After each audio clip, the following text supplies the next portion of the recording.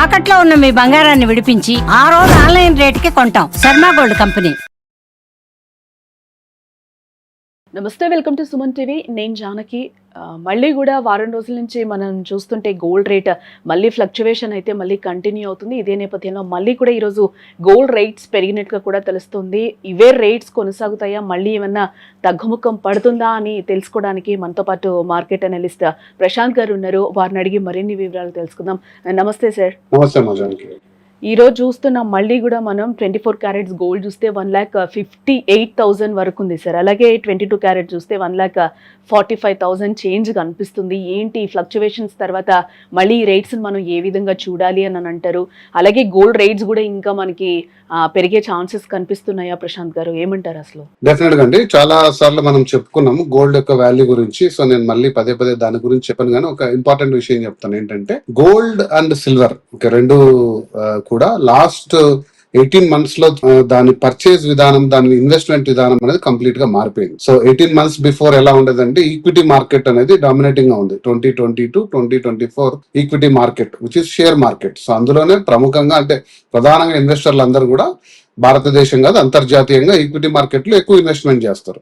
So నేను చెప్పేది retail investors, foreign institutional investors వీళ్ళు. సో వీళ్ళు ఎందుకంటే ఎప్పుడు కూడా ఎక్కువ లాభం పొందాలి త్వరగతిన, అంటే వెరీ షార్ట్ టర్మ్ లో రావాలి అనేసి దీంట్లో ఇన్వెస్ట్ చేస్తారు. సో ఆ మార్కెట్ కాస్త ఈక్విటీని కాస్త గోల్డ్ సిల్వర్ లాస్ట్ 18 months లో బీట్ చేసింది. ఒక 2025 లో మనం చూసాము దాదాపుగా 75% రిటర్న్ గోల్డ్ ఇచ్చింది, 150% సిల్వర్ ఇచ్చింది. సో ఈక్విటీలోనే సాధ్యమవుతుంది ఇలా బంపర్ ఆఫర్స్, అదేమంటారు జాక్పాట్ రిటర్న్స్ అనేది. సో అంత పెద్ద రిటర్న్స్ అనేది రావడంతో ఒకసారిగా అందరి దృష్టి గోల్డ్ అండ్ సిల్వర్ వైపు పడింది. సో కాబట్టి వీటి యొక్క వాల్యూస్ ఎంత ఫాస్ట్ గా ఫ్లక్చుయేట్ అవుతున్నాయంటే, సో ఈక్విటీ మార్కెట్ లో ప్రధానంగా ప్రాఫిట్ బుకింగ్ జరిగినప్పుడు సిల్వర్ అయితే దాదాపు ₹1,00,000 వరకు ఒడిదొడుకులు ఎదుర్కొంది. అంటే 3,20,000-30,000 వరకు కిలో వెళ్ళిన సిల్వర్ ఒక కాస్త 2,60,000-50,000 వరకు కనిష్టంగా వచ్చి మళ్ళీ ఇప్పుడు ఈరోజు 280 or 3 lakhs లో ట్రేడ్ అవుతుంది. సో గోల్డ్ కూడా దాదాపుగా 170 వరకు వెళ్ళిన గోల్డ్ 145-50 వరకు వచ్చింది. సో బట్ ప్రధానంగా గోల్డ్ వరకు చూసుకుంటే గోల్డ్ కు ఒక డిమాండ్ ప్రైస్ ఉంటుంది. సో అప్రాక్సిమేట్ గా 140-150 కంటే అంత కిందికి వచ్చే పరిస్థితి లేదు. ఎందుకంటే ఆ ప్రైస్ వస్తే ఖచ్చితంగా మళ్ళీ ఇన్వెస్టర్స్ వచ్చి గోల్డ్ నే తీసుకుంటారు. ఎందుకంటే గోల్డ్ అనేది ఆల్టర్నేట్ కరెన్సీ, డాలర్ కి ప్రత్యామ్నాయ కరెన్సీ. అంతర్జాతీయంగా ఒడిదుడుకులు ఎన్ని ఉన్నా కూడా ఇన్ఫ్లేషన్ బీట్ చేస్తూ ప్రధానంగా ఒక సేఫ్టీగా అందరూ కూడా అన్ని దేశాలతో సహా ప్రభుత్వాలతో సహా ఇన్వెస్టర్లు ఇన్వెస్ట్ చేసే అంశం కాబట్టి గోల్డ్ ఎప్పుడు వాల్యూ తరగదని మనం ప్రతి వీడియోలో కూడా చెప్పాం. సో మీరు ఒక లాంగ్ టర్మ్ పర్స్పెక్టివ్ లో గోల్డ్ మీద ఇన్వెస్ట్ చేస్తే మీరు ఎప్పుడు డిసప్పాయింట్ కారు. అంటే మీకు లాస్ట్ ఇయర్ వచ్చినట్టు 75% వస్తుందా అని నేను చెప్పలేను, కానీ ప్రధానంగా చూసుకుంటే 140తో మొదలైందండి gold January 1st 2026. So market లో అంచనాలు చాలా మంది వేశారు, బట్ నేను స్పెక్యులేట్ చేయని నంబరు. బట్ మంచి రిటర్న్స్ వస్తాయి. ఆ రోజుతో రేట్ చూసుకున్నా కూడా 1 month లోనే మనకు 158 or 160 అంటే which is very good return. ఒక 20,000 గోల్డ్ అంటే which is equal to 15% in 1 month. So ఒక 15% పర్ యానం మంచి రిటర్న్ అనుకుంటే మనం సేఫ్ ఇన్వెస్ట్మెంట్స్ లో, అంటే ఎఫ్డీస్ కానీ మ్యూచువల్ ఫండ్స్ కానీ చిట్ ఫండ్స్ కానీ చూసుకుంటే 1 month లోనే అంత రిటర్న్ ఇచ్చింది, ఇంకా పెరిగే అవకాశం ఉంది. కాబట్టి గోల్డ్ ఎప్పుడు కూడా సురక్షితమైన పెట్టుబడి. మీరు అందరు కూడా ఎగ్జిక్యూట్ కాషన్. మీరు ఖచ్చితంగా వాటిని లాంగ్ టర్మ్ పర్స్పెక్టివ్ లో తీసుకోండి. మీ దగ్గర ఉన్న ఇంట్లో నగలన్నీ తాకట్టు పెట్టి క్రెడిట్ కార్డులు స్వైప్ చేసి అప్పులు తీసుకొచ్చి ఏదో ఒక 1 month లో 2 months లో జాక్పాట్ కొట్టాలి అని చాలా మంది, నేను విన్నాను కాబట్టి చెప్తున్నాను, నేను ఏదో ఊహించి చెప్పట్లేదు, చాలా మంది డిసప్పాయింట్ అయ్యారు. సో ఇప్పుడు అమ్మచ్చా, ఇంకా పెట్టుకోవచ్చా, ఇలాంటి ప్రశ్నలు చాలా మంది, నాకు తెలిసి చాలా నాలెడ్జబుల్ పీపుల్, పెద్ద పొజిషన్స్ లో ఉన్న వాళ్ళు కూడా వీటిపై ఇన్వెస్ట్మెంట్ చేశారు. అది కూడా చాలా పెద్ద రూపంలో చేశారు. సో కాబట్టి వాటి గురించి మీరు ఎగ్జిక్యూట్ కాషన్. దయచేసి లాంగ్ టర్మ్ గా పెట్టండి. దీన్ని ఇన్వెస్ట్మెంట్ అసెట్ కంటే కూడా ఇన్సూరెన్స్ అసెట్ గా, మీకు ఒక సేఫ్టీ నెట్ గా దీన్ని వాడుకోండి. మీకుండే గ్రోత్ అసెట్స్ లో పాటు దీన్ని ఒక భాగంగా చేర్చండి. ఒక ₹10 ఇన్వెస్ట్మెంట్ చేసేటైతే గోల్డ్ లో బహుశా ఒక ₹15-20 వరకు పెంచుకోండి. కానీ మొత్తం మీ దగ్గర ఉన్న ₹100 తీసుకెళ్లి గోల్డ్ మీద పెట్టి తర్వాత రోజు వీడియోలు చూడడము, రోజు దాని ప్రైస్ చూసుకుంటడం అనేది కరెక్ట్ కాదు. సో అది నేను ప్రధానంగా చాలాసార్లు చెప్పాను, మళ్ళీ ఈ వీడియో ద్వారా కూడా అదే చెప్పదలుచుకున్నాను. గోల్డ్ ప్రైస్ ఎక్కడికి పోదండి. మీరు లాంగ్ టర్మ్ పర్స్పెక్టివ్ లో 2 years 3 years చూడండి, మీకు మంచి రిటర్న్స్ ఇస్తుంది గోల్డ్. అదే కానీ ఈ షార్ట్ టర్మ్ ఫ్లక్చుయేషన్స్ లో కొద్దిగా అటు ఇటు జంప్ అవుతుండొచ్చు, కానీ గోల్డ్ అయితే అది చాలా మంది చెప్పినట్టు 60,000 పడిపోతుంది, 80,000 పడిపోయేది ఆ సీన్ గోల్డ్ కి అయితే ఉండదండి. దానికి చాలా పెద్ద జనాలు కూడా సార్ అంటే ప్రశాంత్ గారు ఇప్పుడు జనాలు కూడా అదే చూస్తున్నారు. ఏవో కొన్ని రీల్స్ చూసో లేకపోతే సోషల్ మీడియా అవేర్నెస్ కూడా ఈరోజు ఏ విధంగా ఉందో కూడా మనం చూస్తానో అది ఎవరు చెప్పారు ఏంటి అనేది నమ్మకుండా కూడా జనాలు కూడా ఒక అయోమయంలో ఉన్నారు. 70,000కి వస్తుందేమో 80,000కి వస్తుందేమో అప్పుడు కొనుక్కుందాంలే ఇప్పుడు రేట్ ఎవరు పట్టించుకుంటారని. బట్ ఈ ఫ్లక్చువేషన్స్ మనం చూస్తుంటే చాలా దారుణంగా కనిపిస్తున్నాయి మనకి. అంటే ఈ రోజు ఉన్న రేట్ రేపటికి ఉండట్లేదు. అదే మార్కెట్ క్లోజ్ అయ్యడానికి యాజ్ ఇట్ ఈస్ ఆ డేలో కూడా మనకి కనిపించని సిచ్యువేషన్ కనిపిస్తుంది. అలాంటి వాళ్ళకైతే మీరు చాలా క్లియర్ గా చెప్పాలి. ఎందుకంటే పెళ్లిళ్ళ సీజన్ కూడా ఆల్రెడీ స్టార్ట్ అయింది కాబట్టి వాళ్ళు ఏ విధంగా ఇప్పుడు పర్చేస్ చేసుకుంటే బెటర్ అని అంటారు. అంటే ఇప్పుడున్న సిచ్యువేషన్ లో రోజు కూడా మనం రేట్స్ అయితే చూస్తున్నాం సార్, ఎంతో కొంత అయితే పెరిగిపోతూనే ఉన్నాయి రేట్స్ అయితే. మళ్ళీ డౌన్ అవుతాయి అని వెయిట్ చేసే వాళ్ళకి ఏం చెప్తారు? అలాగే సిల్వర్ విషయానికి వస్తే కూడా మనం 4,25,000 వరకు ఒక రేట్ అయితే చూసాం. ఇప్పుడు అప్పుడు కొనుక్కొని పెట్టుకున్న వాళ్ళు కూడా మళ్ళీ ఒక్కసారిగా డౌన్ ఫాల్ అయ్యే వరకు కూడా ఇది అమ్మాలా ఉంచుకోవాలా మళ్ళీ కొనాలా లేకపోతే అమ్ముకోవాలా లేకపోతే ఆ రేట్ వచ్చే వరకు మనం వెయిట్ చేయాలా అని కన్ఫ్యూజన్ లో అయితే ఇప్పుడు చాలా మంది ఉన్నారు. ప్రెసెంట్ కొనుక్కోవాలా అని ఒక సందిగ్ధంలో కూడా ఉన్నారు. వీళ్ళందరికీ కూడా ఆ డౌట్స్ అయితే ఒకసారి క్లారిఫై చేయండి సార్. చాలా పర్టినెంట్ క్వశ్చన్స్. ఇది 2 ఫోల్డెడ్ గా ఉంది కాబట్టి నేను బ్రేక్ చేసి చెప్తాను. ఫస్ట్ గోల్డ్ అనేది మీరు అన్నట్టు కరెక్టే, ఫిబ్రవరి 19 నుంచి చాలా పెద్ద పెళ్లిళ్ళ సీజన్ రాబోతుంది. ఆల్మోస్ట్ 3 months 2 months బ్రేక్ తర్వాత. కాబట్టి ప్రధానంగా ఫంక్షన్స్ వెడ్డింగ్స్ అన్ని కూడా స్టార్ట్ అవ్వబోతుంది. Gold demand Indian retail market లో పెరుగుతుంది. ఓకే, సో గోల్డ్ డిమాండ్ అనేది ఎప్పుడు పడిపోదు, అది ఆల్వేస్ షైనింగ్ మెటల్. నేను చెప్పాను కాబట్టి కొంచెం స్టాక్ మార్కెట్ తరహాలో ఒడిదుడుకులు ఎదుర్కొంటున్నమాట వాస్తవం, కానీ ప్రధానంగా దాని వాల్యూ పడదు. కాబట్టి మీరు ఎప్పుడు కూడా గోల్డ్ అనేది నేను సజెస్ట్ చేసేది ఏంటంటే 2-3 విధాలుగా గోల్డ్ పర్చేస్ చేసుకోవచ్చు. ఫస్ట్ విధానం వచ్చేసి ఆర్నమెంట్. మీరు తరతరాలుగా మనం కొంటున్నది బంగారు ఆభరణంగా మీరు గోల్డ్ తీసుకోవచ్చు. ఇందులో వచ్చిన ప్రాబ్లమ్స్ ఏంటంటే దాదాపుగా హెవీ మేకింగ్ ఛార్జెస్ చేస్తున్నారు. సో మీరు ప్యూరిటీ కూడా చెక్ చేసుకోవాలి, హాల్ మార్క్ ఉండేట్టు.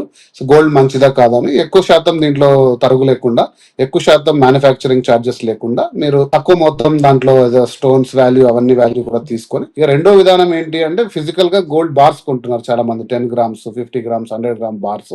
సో అది ఎప్పుడు కూడా సురక్షితమే, కాకపోతే దాన్ని మీరు సెక్యూర్డ్ గా పెట్టుకోవాలి. అవి లెండింగ్ కి పనికిరావు. మీరు బార్స్ ఎక్కడ కూడా ప్లెడ్జ్ చేయలేరు. ఆర్నమెంట్స్ ఉంటే మీరు ప్లెడ్జ్ చేసుకోవచ్చు ఎక్కడైనా. ఆర్బీఐ గైడ్ లైన్స్ ప్రకారంగా మీరు బంగారు బిస్కెట్లను ఎక్కడ తాకట్టు పెట్టి డబ్బులు తెచ్చుకోలేరు. బట్ అది మీకు ఇన్వెస్ట్మెంట్ కరెక్ట్ అనుకుంటే మీరు సేఫ్ గా పెట్టుకోగలను మీ లాకర్స్ లో అనుకుంటే ఒకటి లేదా బ్యాంక్ లాకర్ లో పెట్టుకోవచ్చు. ఇక మూడో విధానం అండి, దీంట్లో డిజిటల్ గోల్డ్ గురించి నేను సపరేట్ వీడియో చేస్తాను. అది చాలా పెద్ద వార్నింగ్. ఈ మధ్య సెబీ కూడా దానికి ఒక పెద్ద వార్నింగ్ ఇచ్చింది. దానికి చాలా కేర్ఫుల్. ఎందుకంటే మీరు చెప్పారు ఇందాక, గోల్డ్ ప్రధానంగా కొనడానికి కారణం ఏంటంటే డిజిటల్ గోల్డ్ రావడం. అంటే ఈరోజు మీరు ఫోన్ పే, పేటిఎం, గూగుల్ పేలో వెళ్తే 10 రూపాయల నుంచి స్టార్ట్ చేయొచ్చు గోల్డ్ కొనడం. ఓకే, సో ఎంత అయితే అంత తీసుకొని దాని వాల్యూని మళ్ళీ అమ్ముకోవచ్చు. అది చాలా చాలా రిస్కీ అనేది సెబీ ఇచ్చింది. నేను సపరేట్ వీడియో చేస్తాను మీ ద్వారా. అయితే ఇంకోటి ఈటీఎఫ్ అంటే ఎక్స్చేంజ్ ట్రేడెడ్ ఫండ్స్ వచ్చేసి స్టాక్ మార్కెట్ లో కమాడిటీస్ మీద ఈటీఎఫ్స్ ఉంటాయి. కమాడిటీ సిఎంఎక్స్ కాదు, ఇది సెబీలో బిఎస్సిలో లిస్టెడ్ అయిన స్టాక్స్. హెచ్డిఎఫ్సి గా, హిందుస్థాన్ గానీ, టాటా గానీ ఇలాంటి ప్రముఖ సంస్థలు దీన్ని గోల్డ్ చేస్తాయి. కానీ దాని వాల్యూ ఎప్పుడు కూడా స్టాక్ మార్కెట్ లో అనేది మూడ్ బట్టి ఉంటుంది. సో దాని వాల్యూ పెరగచ్చు తరగచ్చు. బట్ ప్రధానంగా మెయిన్ గోల్డ్ వాల్యూకి కొంచెం దగ్గరలో ర్యాలీ అవుతుంటది ఇది. కాబట్టి ఇందులో కూడా మీరు ఇన్వెస్ట్మెంట్ చేసి ఎప్పుడు కావాలంటే అప్పుడు అమ్ముకోవచ్చు, తీసుకోవచ్చు. బట్ దాన్ని జాగ్రత్తగా పరిశీలించాలి. ఆ పర్టికులర్ కంపెనీ ఈటీఎఫ్స్ ఎలా ట్రేడ్ అవుతుంది, ఎంత మొత్తంలో డిఫరెన్స్ ఉంది ఫిజికల్ గోల్డ్ కి దీనికి, లాంటివి అంచనా వేసుకొని ఎంత ఈజీగా దాని వాల్యూస్ సేల్ చేసుకోవచ్చు, పర్చేస్ చేసుకోవచ్చు, లాంటివి గమనించుకొని కొనొచ్చు. సో వీటన్నిటి మీద నేను చెప్పేది ఏంటంటే, మీకు గోల్డ్ ఇష్టం అయితే, సో ప్రముఖంగా అందరు కూడా చేసేది ఏంటంటే గోల్డ్ స్కీమ్స్. గోల్డ్ స్కీమ్స్ లో ఫస్ట్ అడ్వాంటేజ్ ఏంటంటే మీరు మార్కెట్ ఫ్లక్చువేషన్స్ కి ఎదుర్కొని ఒక 10 to 12 times ఎంటర్ అవుతారు మార్కెట్ లో. ఒక వన్ ఇయర్ లో 11 months 12 months పర్ మంత్ మీ అవకాశం బట్టి 10,000 50,000 20,000 ఇన్వెస్ట్ చేస్తారు. అది ఇయర్ ఎండ్కి ఒక 5 లక్షలు అవుతుంది. సో అలా తీసుకున్న దాని మీద మీకు తయారీ ఛార్జీలు ఏమి ఉండవు అనేసి ఒక కంపెనీస్ చెప్తాయి. కాబట్టి సో మీరు అడ్వాంటేజ్ తీసుకొని ఆర్నమెంట్ తీసుకుంటే మీకు బంగారు ఎగ్జాక్ట్ మీరు బంగారు వాల్యూకి ఆర్నమెంట్ వస్తుంది. సో మార్కెట్ లో మళ్ళీసార్లు ఎంటర్ అవుతారు కాబట్టి ఆటోమేటిక్. కాకపోతే దీంట్లో వెయిటింగ్ పీరియడ్ ఎక్కువ ఉంటుంది. సో అది మీరు చూసుకొని, బట్ స్కీమ్స్ లో అయితే నేను చాలా వరకు సజెస్ట్ చేస్తాను, అదే best way to buy gold. Okay, ఇక సెకండ్ మనం చెప్పినట్టు ఫిజికల్ బార్స్ అనేది అది మీ రిస్క్. సో నేను సజెస్ట్ చేసేది అది. సో ఫ్లక్చువేషన్స్ మీరు ఎదుర్కోవాలి అంటే ఇలా మల్టిపుల్ టైమ్స్ ఎంటర్ కావాలి, లాంగ్ టర్మ్ పర్స్పెక్టివ్ లో చూడాలి. గోల్డ్ ఎప్పుడు కూడా మంచి రివార్డింగ్ గా ఉంటుంది. ఇక సెకండ్ పాయింట్ మీరు అడిగినట్టు సిల్వర్ అనేది చాలా షార్ట్ మార్కెట్ అనేది. సో అందులో ఎంటర్ అయిన ఈక్విటీ మార్కెట్ లో వాళ్ళు ఎప్పుడైనా సరే 4 లక్షలు 350 టార్గెట్ వచ్చినప్పుడు ప్రాఫిట్ బుక్ చేస్తారు, హెవీగా దాన్ని సెల్ చేసి ఆర్టిఫిషియల్ గా దాని డిమాండ్ పడిపోతుంది. ఒరిజినల్ సిల్వర్ వాల్యూ అనేది పడిపోదండి. మనం చాలాసార్లు డిస్కస్ చేసాము. ఇండస్ట్రీస్ అనేది పెరుగుతూ పోతున్నాయి. ఈవీ మార్కెట్ కానీ, సోలార్ ప్యానెల్స్ కానీ, వాటన్నిటిలోకి సిల్వర్ కావాలి. అంత ప్రొడక్షన్ లేదు ప్రపంచవ్యాప్తంగా. అమెరికా కూడా క్రిటికల్ మినరల్ గా చెప్పింది. ఆస్ట్రేలియాలో ప్రధానమైన మైన్స్, సిల్వర్ మైన్స్ వాళ్ళు కూడా ఇంత సప్లై చేయలేకున్నామని చైనా కూడా ఆంక్షలు పెట్టింది. యూరోపియన్ మార్కెట్ ఆంక్షలు పెట్టింది. సో సిల్వర్ కి డిమాండ్ అనేది తరగలేదు. కాకపోతే ఈక్విటీస్ ఎంటర్ కావడం వల్ల గత 2 నెలలుగా చాలా హెవీ ఫ్లక్చుయేషన్స్ చూస్తున్నాం. బట్ మీరు ఇన్వెస్టర్ అయితే కొద్ది మొత్తం సిల్వర్ తీసుకొని మీరు దాచుకొని ఖచ్చితంగా లాంగ్ టర్మ్ మీరు హోల్డ్ చేసుకుంటే సిల్వర్ మీకు ఖచ్చితంగా మంచి రిటర్న్ ఇస్తుంది. దాని డిసప్పాయింట్మెంట్ ఏం లేదు. సో లాంగ్ టర్మ్ పర్స్పెక్టివ్ లో పెట్టండి. సో మీరు సురక్షితమైన పెట్టుబడులు పెట్టండి అనేది నేను చెప్తున్నాను. సార్ అలానే ఈక్విటీ మ్యూచువల్ ఫండ్స్ పరిస్థితి ఏంటి సార్? భారీగా కూడా మనకి గోల్డ్ ఈటీఎఫ్స్ లోకి కూడా పెట్టుబడులు వస్తున్నాయి అనేది అయితే ఒక మాట వినిపిస్తుంది. మీరు దీని గురించి ఏం చెప్తారు? సో మంచి ప్రశ్న వేశారు. ఈక్విటీ మార్కెట్ గురించి మనం చెప్పాల్సిన పని లేదు. ప్రపంచవ్యాప్తంగా ఏ బిజినెస్ ఛానల్ పెట్టుకున్నా, ఏ పేపర్ తీసుకున్నా వాటి గురించి కంప్లీట్ అనాలిసిస్ ఉంటుంది. సో నేను దాని వైపు వెళ్ళాను. కాకపోతే ఒక పాయింట్ చెప్తానండి. 2020 to 2024 వరకు ప్రధానంగా ఇన్వెస్టర్లు అందరూ కూడా భారతదేశం కాదు, ప్రపంచవ్యాప్తంగా కూడా స్టాక్ మార్కెట్ లోనే చేశారు. ప్రధానమైన తమ ఇన్వెస్ట్మెంట్స్ అందరూ కూడా అది డైరెక్ట్ స్టాక్స్ పర్చేజ్ చేయడం కానీ, లేదా మ్యూచువల్ ఫండ్స్ ద్వారా. మ్యూచువల్ ఫండ్స్ అంటే కామన్ అసెట్స్ అండి. ఒక కంపెనీ వచ్చేసి మీ తరపున షేర్లు కొని వాటిని దాచిపెట్టి దాని వాల్యూ మీకు కొద్ది మొత్తం బ్రోకరేజ్ తీసుకొని ఇస్తుంది. సో మ్యూచువల్ ఫండ్స్ అర్థం కాని వాళ్ళకు చాలా ఈజీ సబ్జెక్ట్ అది. షేర్ మార్కెట్ అర్థం కాని వాళ్ళకు. బట్ దీంట్లో రిటర్న్స్ కొంచెం తక్కువ ఉంటాయి స్టాక్ మార్కెట్ తో పోలిస్తే, బట్ కొంచెం సెక్యూర్డ్ గా ఉంటుంది. బట్ 2020 to 2024 లో ఈ మార్కెట్ అనేది చాలా ఫ్లై అయింది. బట్ 25-26 అమెరికాలో ఉన్న రిసెషన్ కారణంగా ప్రపంచ స్థాయి ఆర్థిక మరియు తర్వాత యుద్ధ వాతావరణ దృష్ట్యా ఈ ఈక్విటీ మార్కెట్ మీద కాన్ఫిడెన్స్ తరుగుతూ వచ్చింది. సో అందులో అంత పెద్దగా రిటర్న్స్ రావట్లేదు. పెద్ద షాకింగ్ గా స్టాక్ ట్రేడ్ అవ్వడం కూడా జరిగింది. సో ఇందులో ఉన్న చాలా మంది రిటైల్ కానీ, ఇన్స్టిట్యూషనల్ ఇన్వెస్టర్స్ కూడా ప్రధానంగా కమాడిటీ ట్రేడింగ్ వైపు వచ్చారు. ఎందుకంటే 2025లో చూశారు పెద్ద జంప్ వచ్చింది గోల్డ్ కి, సిల్వర్ కి. అంత పెద్ద రిటర్న్ ఇస్తున్న మార్కెట్ లో మరి ఇన్స్టిట్యూషనల్ ఇన్వెస్టర్స్ ఉండకుండా ఎందుకుంటారు? సో వాళ్ళందరూ కూడా నా అంచనా ఏంటి అంటే కొన్ని అనాలిసిస్ లో చదివి అర్థం చేసుకునే విధంగా ఒక 10 to 15% పీపుల్ కంప్లీట్ గా షిఫ్ట్ అయ్యారు స్టాక్ మార్కెట్ నుంచి కమాడిటీ వైపు. వాళ్ళకి ఆ సెంటిమెంట్స్ పోయి 25లో, ఇప్పుడు 26లో కూడా ఇన్ని ఫ్లక్చుయేషన్స్ రావడానికి కారణం ఏంటంటే చాలా మంది కూడా ఇటువైపు షిఫ్ట్ అయ్యారు. సో ఈటీఎఫ్స్ లోకి ఇన్వెస్ట్ చేయడం స్టార్ట్ చేశారు. సో ఈటీఎఫ్స్ లోకి ఇన్వెస్ట్ చేయడం స్టార్ట్ చేసినప్పుడు కొంత మొత్తం ఈ మ్యూచువల్ ఫండ్స్ లో మెయింటైన్ చేసే అసెట్స్ లో సో ఈటీఎఫ్ ని కన్సిడర్ చేయరు వాళ్ళు. దాంట్లో కొన్ని ఫార్ములాస్ ఉంటాయి. సో వాళ్ళు కొద్ది మొత్తం మిడ్ క్యాప్ లో, లార్జ్ క్యాప్ లో, కొన్ని రిస్కీలో, కొన్ని బాండ్స్ లో పెట్టుకుంటారు వాళ్ళు వచ్చే ఫండ్స్ ని అలొకేషన్స్ లో. సో ఈటీఎఫ్ వైపు షిఫ్ట్ కావడం వల్ల వాటి రిటర్న్స్ కొంచెం కూడా తగ్గుతూ, వాటి మీద కొంచెం కాన్ఫిడెన్స్ తగ్గిన మాట వాస్తవం. కానీ బట్ ఎవరైతే వైజ్ ఇన్వెస్టర్ ఉంటారో వాళ్ళ అసెట్స్ ని, వాళ్ళ ఇన్వెస్ట్మెంట్స్ ని బ్యాలెన్స్ చేసుకుంటారో, అంటే స్టాక్ మార్కెట్ లో కొద్దిగా, ఈటీఎఫ్స్ కొద్దిగా, ఓకే మ్యూచువల్ ఫండ్స్, తర్వాత ఇతర సరే చిట్ మార్కెట్, ఎఫ్డీస్, బాండ్స్, స్థిరాస్తులు అంటే రియల్ ఎస్టేట్ లో, అంటే దాన్ని డైవర్సిఫై చేసుకొని ఎవరైతే ఇన్వెస్ట్ చేసుకుంటారో మార్కెట్ లో ఏ టైంలో ఎక్కడ ఎంటర్ అయ్యి ఎక్కడ తీసుకుంటారని ఫైనాన్షియల్ అనలిస్టులతో, మార్కెట్ అనలిస్టులతో కూర్చొని చర్చించి చేసుకుంటారు. వాళ్ళు ఎప్పుడు కూడా హైయెస్ట్ రిటర్న్స్ తీసుకుంటారు. అన్నిటినీ ఏదో వీడియోలు చూసి, థంబ్నెయిల్స్ చూసి, డిజిటల్ స్పేస్ లో వచ్చే న్యూస్ చూసి ప్రతి దాంట్లో ఆవేశపడి మనం ఇన్వెస్ట్ చేసి చేతులు కాల్చుకోవడం కంటే కొద్దిగా ఆలోచనతో చేసే విధానం అండి ఇదంతా. కొంచెం లాంగ్ టర్మ్ పెట్టుకుంటే బెటర్ అంటారు. 100%. సార్ ఇవన్నీ ఇప్పుడు గోల్డ్, సిల్వర్ లో కూడా మనం ఫ్లక్చువేషన్స్ చూస్తున్నాం. ఇదే నేపథ్యంలో స్టాక్ మార్కెట్స్ సిచ్యువేషన్ ఏ విధంగా ఉందంటారు? మళ్ళీ కొంచెం మార్కెట్స్ ఏమైనా పుంజుకున్నట్లు కనిపిస్తున్నాయా?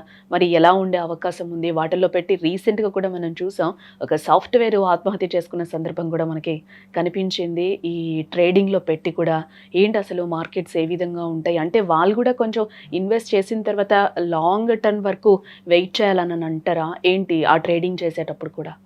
సో అంటే స్టాక్ మార్కెట్ పరిస్థితి ఎలా ఉంటుందని చెప్పేసి మీరు నేను అంచనా వేస్తే ఖచ్చితంగా అందులో ఎలా ఇన్వెస్ట్ చేయాలో మనం అందరం కూడా రిటర్న్స్ తీసుకోవచ్చు. బట్ నిన్న ఈరోజు మార్కెట్స్ బాగున్నాయి. నేను చూసాను ఈరోజు Sensex I think around 600-500 points up ఉంది. సో ఈ మార్కెట్ అనేది ఎప్పుడు కూడా అంటే మీరు సెన్సెక్స్ 1000 పాయింట్లతో స్టార్ట్ చేసిన సెన్సెక్స్ 67,000 77,000 770 టైమ్స్ కావడం అనేది it's phenomenal. Okay, 77 times, not 770. So in span of like ఎప్పుడు స్టార్ట్ అయింది, అరౌండ్ 80s 90s అనుకుంటాను. సో స్థిరంగా దాని పర్ఫార్మెన్స్ దానికి ఉంది. కాకపోతే మీరు ఎక్కడ ఎంటర్ అవుతున్నారు, ఎలా ఎంటర్ అవుతున్నారు, ఎంత నాలెడ్జ్ తో ఎంటర్ అవుతున్నారు అనేది చాలా ఇంపార్టెంట్. సో కాబట్టి స్టాక్ మార్కెట్ అనాలిసిస్ నేను డీప్ గా ఎప్పుడు చెప్పను, బట్ ఇది మీరు కాషన్ తో చేయవలసినది. నాకు తెలిసి రాబో తరాలైనా ఇంకో డికేడ్ అయినా 2 decades అయినా కూడా ఎప్పుడు కూడా ఇన్వెస్ట్మెంట్ రూపంలో అంటే ప్రపంచవ్యాప్తంగా ఎక్కువ శాతం ఇన్వెస్ట్మెంట్లు చేసి మనీ రిటర్న్స్ కానీ మనీ ట్రాన్సాక్షన్స్ జరిగేది ఎప్పుడు ఫస్ట్ ప్లేస్ స్టాక్ మార్కెట్. అది అమెరికాలో కానీ, అది ఇండియాలో కానీ, యూరోపియన్ మార్కెట్లో కానీ, ఇంకా ఏ దేశాల్లో అయినా కూడా స్టాక్ మార్కెట్ ని దాటి ఏది కూడా ట్రాన్సాక్షన్స్ జరగవు. సో కాబట్టి వాటి యొక్క విలువ తగ్గుతుంది అని నేను అనుకోను. రాబో రోజుల్లో అంటే రాబో సంవత్సరాల్లో కూడా దాని వాల్యూ ఎప్పుడు ఉంటుంది. కాకపోతే అది మూడ్ అండ్ సెంటిమెంట్ బట్టి ఉంటుంది. ఒకసారిగా యుద్ధ వాతావరణం వచ్చింది అనుకోండి, జీరో అయిపోతుంది. మీరు కోవిడ్ చూశారు కదా, ఒక్కసారిగా ఒక రోజుకి 25,000 పడిపోయింది. మీ దగ్గర ఉండే ఒక కోటి రూపాయలు ఆస్తుంది అనుకోండి, ఒక్కసారికి 25 లక్షలు అయిపోయాయి ఒక రోజు. మీ కళ్ళెదురుగా స్టాక్ మార్కెట్ క్రాష్ అయిపోతుంది. మీరు దానికి కృంగిపోయి ఆ రోజు మీరు ఎగ్జిట్ అవుతారా లేదా ఇంకా కాన్ఫిడెన్స్ పెట్టుకొని మళ్ళీ 2024 25 వచ్చేసరికి మళ్ళీ అది పెరిగిపోయింది, రైట్? సో కాబట్టి మీరు కాషన్ అనేది చాలా ఇంపార్టెంట్. కాషన్ తోటి మీరు పెట్టుకున్నారనుకోండి, ఖచ్చితంగా స్టాక్ మార్కెట్ కూడా మీకు మంచి రిటర్న్ ఇస్తుంది. Okay, right sir. Thank you so much Prashant garu. Thank you.